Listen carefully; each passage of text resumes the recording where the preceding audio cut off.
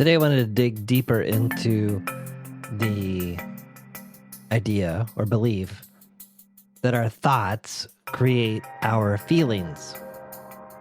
So the idea here is that we can choose our thoughts, we can manage our thoughts, and when we do that, we actually manage our feelings versus having them randomly happen to us and affect us in ways that we cannot control and become a victim to whatever's going on in our emotions or our feelings.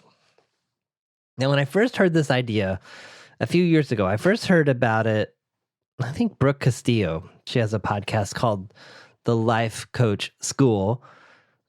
I don't think this idea is original with her, but she explained it in a way that started to make sense to me. The first few times I heard it, I discarded it. I thought, well, it can't be that simple. But I have been sitting with this idea for at least a couple years, maybe longer. And it's really starting to sink in a way that's making more and more sense. If you hear me saying, our thoughts create our feelings, and you think that's kind of ridiculous, I would encourage you to just kind of hold it loosely. Just see if you see any way that this could make sense or if this could inform a different way of looking at it. Tangentially, I recently came across a book called In Touch: How to Tune into the Inner Guidance of Your Body and Trust Yourself by John J. Prendergast. He's a PhD therapist from the Bay Area, and I learned about him in the first episode of the Coaches Rising podcast, which, if you're a coach, is a fantastic podcast. I just discovered it a month or two ago, and I'm amazed at the guests and the depth and the new ways my mind continues to be open to new things. So I happened to go to Prendergast's website and looked at events and saw that he was coming to Portland, Oregon. So I signed up for an evening discussion that he led. It was last week, and it was really, it was just a totally new experience that I hadn't had before. He didn't have any notes. He just sat and talked and was just like the most calm, articulate, thoughtful person. His wife was there too, and he shared some things. And anyway, that's not the point of what I wanted to share today. What I wanted to share was from his book, which I haven't read. I'm about a third of the way through the book. So far, I would say I recommend it. And I'm reading it from the perspective of wanting to continue to tune in at deeper and deeper levels to my own body and increase the ways that it can impact the intuition and insights I have in my client work. This is something I have been practicing for a while, and I'm seeing it just continue to expand, and it's just something I wanted to go deeper on. Anyway, I was reading it the other day, and he had a section on our thoughts and our thinking, and even though the point of his book doesn't seem to, focus on this whole idea of thoughts creating feelings, I thought this was a very, very articulate way of explaining our thinking.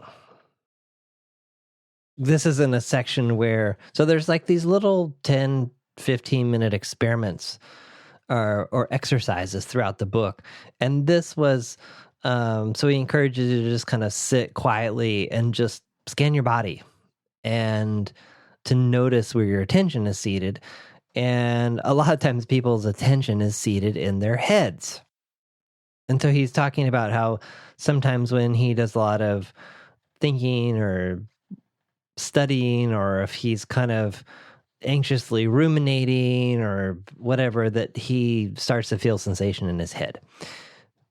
Quote, "Thinking in itself is not the problem. We often need to think. The clearer, the better.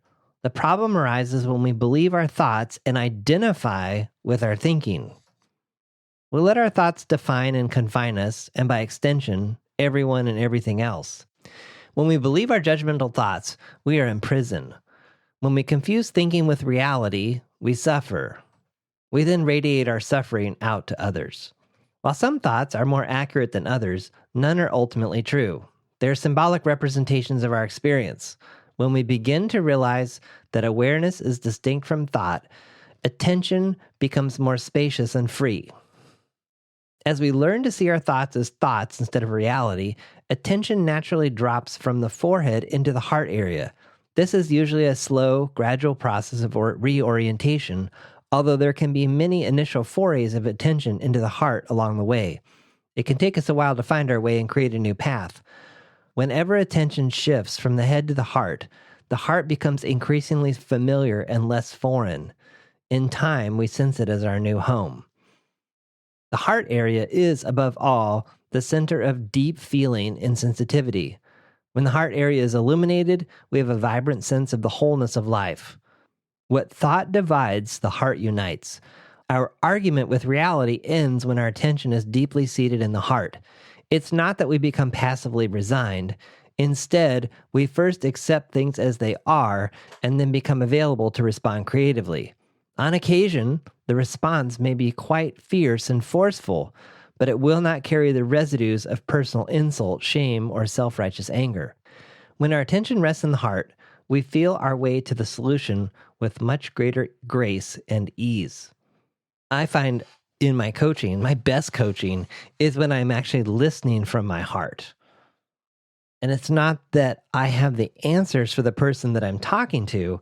It's that the more intuitive, almost sometimes questions and thoughts that I don't even know where they came from, they kind of emanate from that area. Whereas if I'm thinking from my head, it's usually more of my ego, which is, oh, this must be profound. Oh, I must help this person. I must have the answer here because they're counting on me because I am the coach. Whereas when I'm in my heart, I'm much more just present to the person and in the moment. And that's when the connection comes. That's when the intuitive magic, or whatever you want to call, comes about. But that's kind of not exactly where I was wanting to go. But I guess I thought that was just a very good distillation of our thoughts and our thinking. Now, some people may take issue with his suggestion here that, while some thoughts are more accurate than others, none are ultimately true. I don't really know what to do with that. I hold on to things like this kind of loosely. So I'm just kind of going for the overall sense of what he's presenting here. I should also say I am a huge student of this area of thoughts. Where I really want to go with this is the power of the negative stories we tell ourselves. And these negative stories are always wrapped up in thoughts, many of which are not true, or we perceive them to be true, or we've glommed onto them being as 100% true. And maybe they are, or maybe they're not.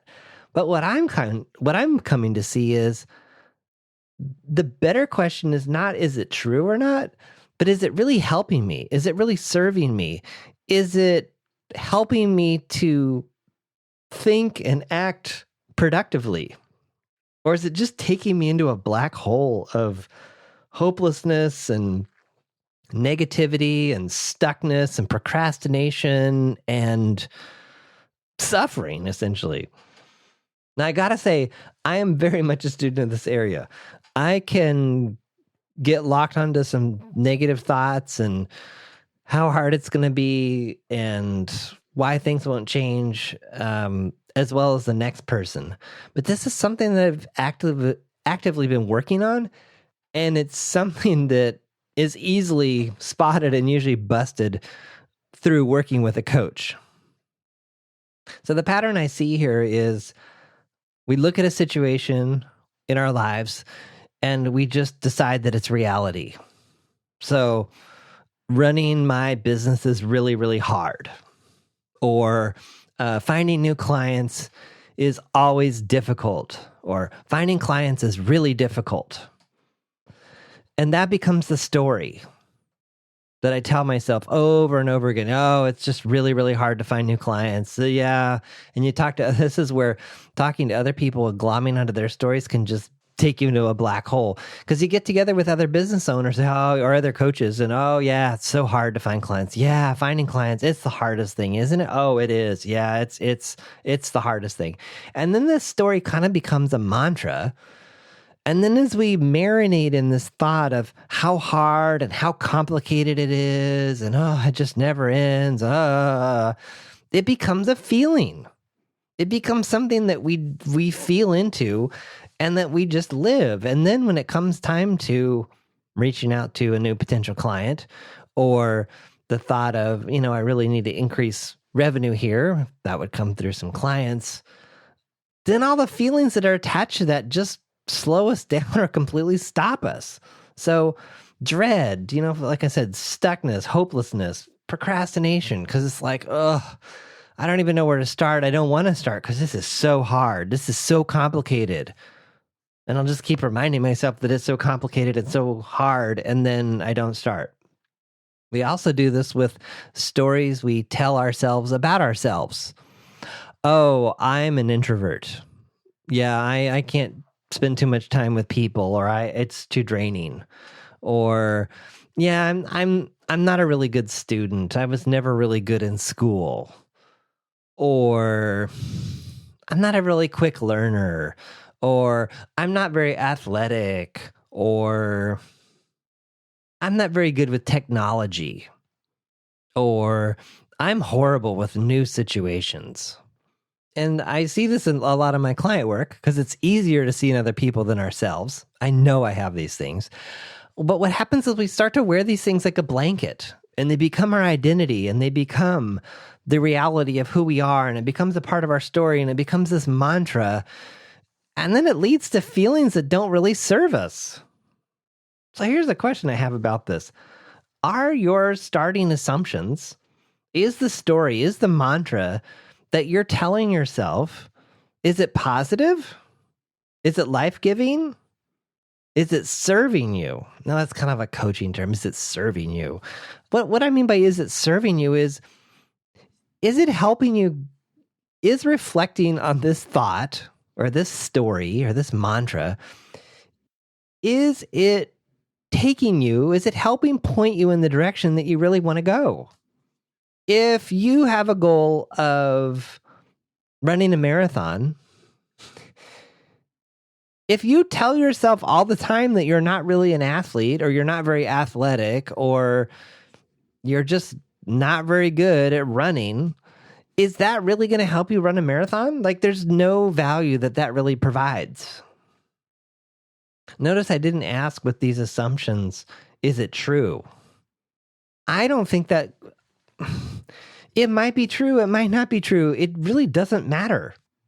Okay, maybe it matters sometimes, and maybe that's where wisdom comes in here. So if it's true that, the Myers-Briggs says that you're an introvert, and you are planning to, I don't know, take a new job at a company that requires you to be an extrovert to succeed, that might be a bad idea. However, I know there are situations, I've done it myself, where I exclude myself from things and I take myself out of certain situations because, well, that's going to be too draining because I'm an introvert, because I've wrapped myself in this blanket and I'm looking at everything through the filter of, this is who I am, and it's not changeable. Like, it's this fixed thing. I'm not athletic. I'm not a smart person. I don't learn quickly. Maybe maybe the more I repeat this, the more depressing you're getting, and you're kind of feeling the weight of it. And this is what I sometimes experience with clients. And it starts to pop out as like, okay, so again, the question I'll often ask is like, how is this helping you? How is this serving you?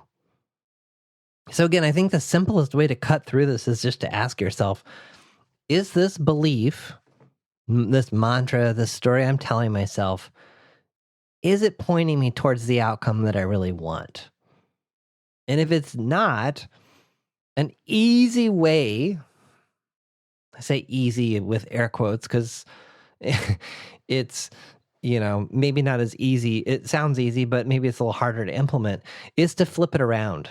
So I was talking to someone recently about something, and they were telling me how hard it was, how complicated. It was just hard. It was complicated. It was hard. It was complicated. And I just interrupted and stopped them. And I said, what would you do if it was easy? And they stopped and they thought, and they're like, well, if this was easy, I would just do it this way. Or sometimes I've seen this question like, so maybe someone's stuck on a big problem or something. It's like, what's the simplest way to solve this problem? I know this is a really complicated situation, whatever. What is the simplest way you could solve it right now? And sometimes the answer is, we'll just throw the whole thing away. And then as they're saying those words out loud, they're like, oh, that is what I need to do. I'm making this too hard. To go for the opposite of the negative story that you're hung up on. Sometimes this is more subtle. So maybe if your story is, I'm a slow learner, or I learn new things slowly, maybe you change the story to say, I can learn new things. Notice it takes out the judgment too. Judgment, self-judgment, like negative judgment, is often a component of this as well. Also breaking the problem down. So what could be easy? So if you do have a massive, hard situation that you need to solve or that you want to change, asking what could be easy might mean like, what's the easiest next step you could take? And often that's the path to success, taking this big, massive problem and doing the next easiest thing next, the next easiest thing next. And before long, you have momentum. Something I've been playing with some clients, and I've even done it myself, is a word or two to anchor this new way of looking at things. So again, if you're stuck in a mindset of how hard everything is, embracing a mindset or an approach of easy. I like the black Sharpie, and like I've done it myself. I just wrote easy on my wrist, or easy in big letters on my forearm, so that I just kind of look at it all day long. I also play with this in meditation, just repeating the word ease. Yeah, about a year ago when I started my little meditation habit, I was really wanting to live with more ease. Things felt hard. They felt complicated, et cetera, et cetera. And so it was amazing how just repeating this word ease and writing it on my wrist and writing it in different places reframed how I was thinking of things and how I was showing up. It changed it just kind of changed the approach and the thoughts that I would approach situations with. So play with this. So I hope you'll consider this idea that our thoughts create our feelings, and then you'll take it a level deeper and consider whether the thoughts that you're dwelling on are helping you, and if you might want to change those to something else that would serve you better.